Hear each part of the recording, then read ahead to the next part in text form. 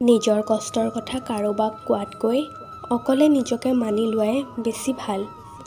যিটো বস্তু হেৰাই যোৱাৰ ভয়ত তুমি বেছি যত্নত ৰাখিবা, সেইটো বস্তুৱেই চবৰ আগতেই হেৰাই যাব। এইটোৱেই প্ৰকৃতিৰ নিয়ম। এজনে 3% চাৰ্জ লৈ মোবাইল চাৰ্জত লগাই প্ৰিয় মানুহটিৰ লগত কথা পাতি আছে আৰু এজনৰ মোবাইলত 40% চাৰ্জ থকা স্বত্বেও কৈ আছে মোৰ মোবাইলত চাৰ্জ নাই, পিছত কথা পাতিম। আচলতে কি জানে, কথা কোৱাৰ ইচ্ছা থাকিলে যিকোনো উপায়েৰে কথা পাতিব পাৰি আৰু ইচ্ছা নাথাকিলে হাজাৰ কাৰণ দেখাব পাৰি। জীৱনত টকা নহয়, ব্যৱহাৰটোহে ডাঙৰ। কাৰণ শ্মশান হওক বা কবৰস্থান, তাত 4 কোটি টকা নহয়, 4 জন মানুহে থৈ আহিব। তুমি কাৰোবাক হেৰুৱাৰ পিছত যি আঘাত পাইছা, সেই আঘাত সেই মানুহটিও পাব। কাৰোবাক হেৰুৱাৰ পাছত এই পৃথিৱীয়ে কাকো খালী হাতে ঘূৰাই নপঠিয়ায়। মানুহৰ লগত বেছি মিলিলেই বিপদ, কাৰণ কোনটো মানুহ আৰু কোনটো অমানুহ ধৰিবই নোৱাৰি। ভালপোৱা মানুহটিয়ে কেতিয়াও তাৰ প্ৰিয় মানুহটিক এৰি নাযায়। সকলো সময়ত বাহানা বিচাৰি ফুৰে কাষত থকাৰ কাৰণে। এটা মানুহক হেৰাই জীয়াইতো থাকিব পৰা যায়, কিন্তু তাৰ সেই খালী জেগাকণ হাজাৰ মানুহক দিও পূৰণ কৰিব পৰা নাযায়। চকু পানী পেলাই একো লাভ নাই, কাৰণ এই পৃথিৱীৰ বেছিভাগ মানুহেই বেইমান।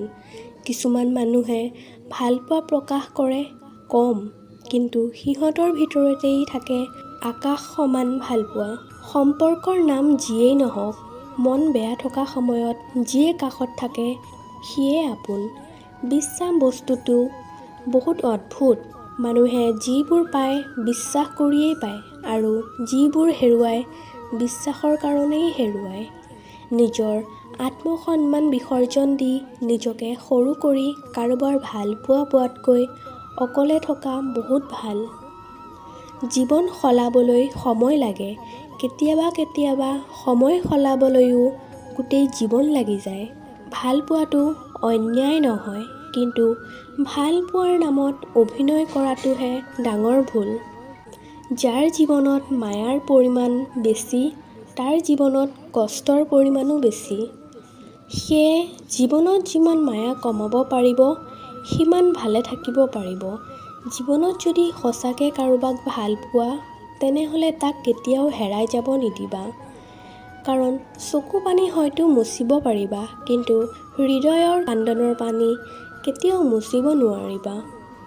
এজোপা গছক যত্ন নকৰিলে যেনেকৈ গছজোপা মৰি যায়, সেইদৰে সম্পৰ্কৰ যত্ন নল'লে সেই সম্পৰ্ক বেছি দূৰ নাযায়।